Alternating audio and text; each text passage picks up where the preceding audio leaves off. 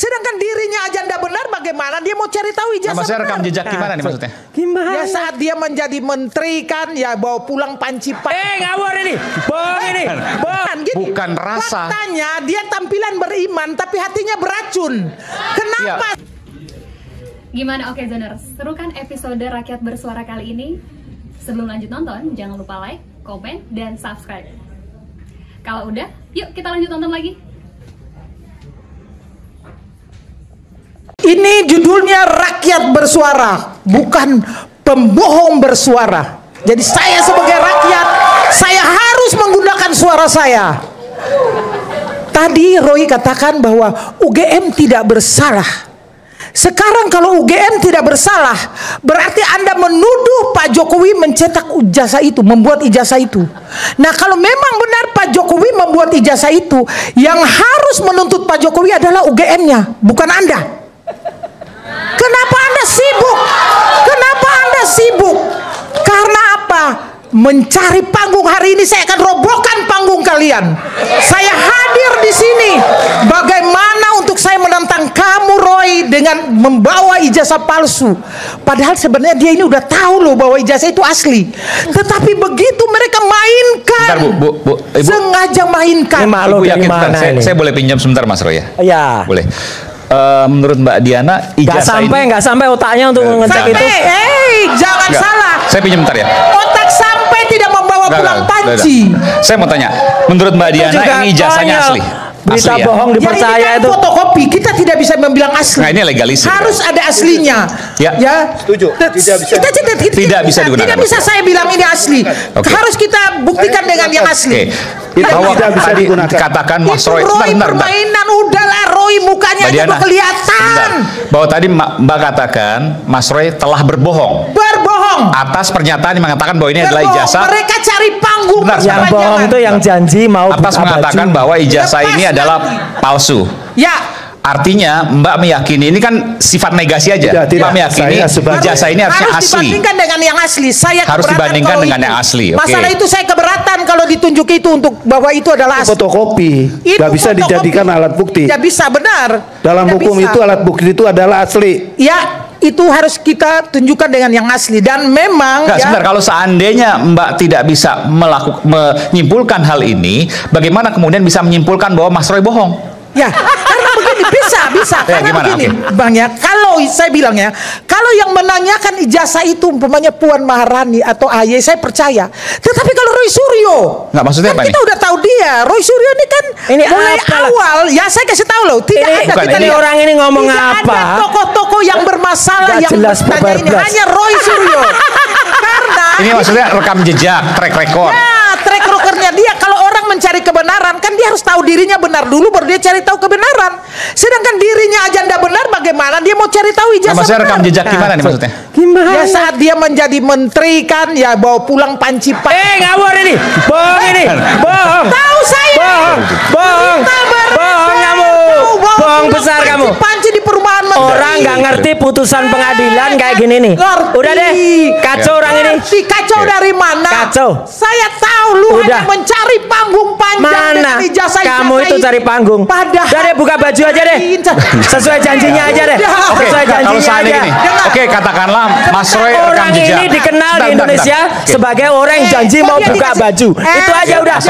Kreditasinya itu aja udah. Lebih baik buka baju. Gak ada yang lain tuh kreditasinya. Oke, kalau kreditasinya cuma tadi rekam jejak, oke lah. Menurut Mbak Diana, Mas Roy punya rekam jejak yang bermasalah menurut Mbak Diana. Ya, kalau Dokter Tifa gimana? Kan kalau seandainya menuduh Mas Roy itu bohong, Dokter Tifa juga bohong. Kalau Dokter Tifa begini, saya ingin bertanya ya, dia sebagai seorang perempuan, fisiknya perempuan, tetapi jiwanya bukan perempuan, jiwanya seorang preman.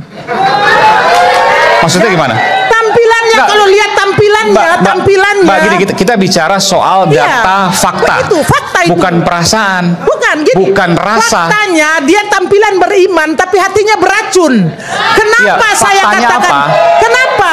Dia bisa loh tidak punya perasaan sebagai seorang ibu, sebagai seorang perempuan, mengunjungi makam orang yang sudah meninggal. Orang jahat, orang biadab, orang preman pun tidak ada berurusan dengan kuburan-kuburan. Baru kali ini saya ketemu orang-orang aneh berurusan dengan kuburan. tanya semua orang, kalau kita berhadapan dengan orang hidup boleh, tetapi mereka ini berdiri di pagar kuburan. Saya kepengen saya membawa pocong-pocong untuk berhadapan dengan mereka. Benar, kalau mereka hadir sekali lagi. Ini bicara soal ijazah, bukan soal makam. Nyambung ke situ, Bang. Nyambung ke situ, Pak Iman. Kayak dengerin pasien rumah sakit jiwa ya. Oh, sudah. Nyambung ke situ. Kenapa nyambung ya? Karena tadi bertanya tentang Dokter Tifa.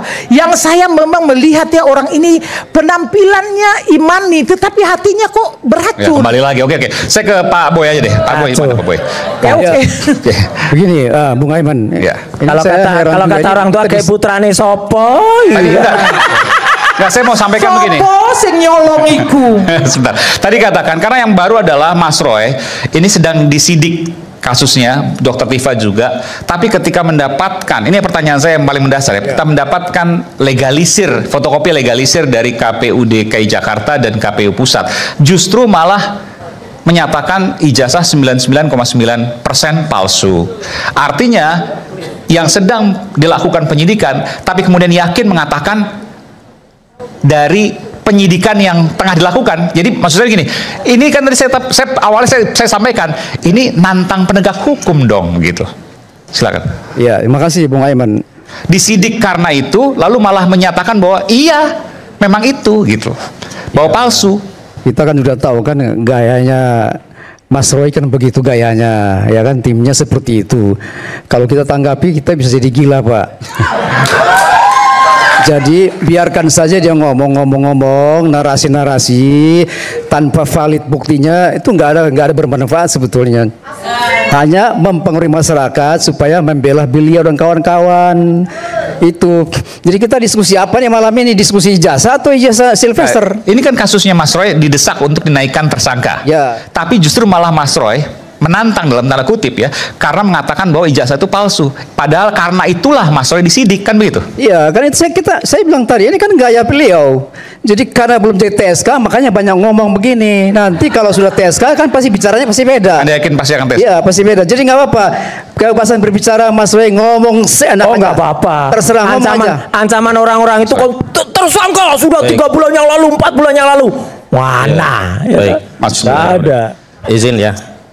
Baik, saya kira kita berangkat dari satu fakta yang memang baru ditemukan hari ini tentang ijazah yang berasal dari otoritas resmi. Bang Husin juga sama, menyatakan bahwa ijazah ini 99,9% tidak, palsu. karena saya kan kuasa hukum.